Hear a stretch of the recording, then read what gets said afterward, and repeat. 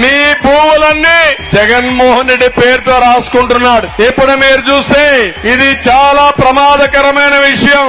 British వాళ్ళ period నుంచి మనకు పక్కాగా భూమి రికార్డ్స్ ఉన్నాయా లేదా అని మిమ్మల్ని అడుగుతున్నా. 10-1 ఉంది, అడంగల్ ఉంది, పట్టాదారు పాస్బుక్ ఉంది, ఉన్నాయా లేదా?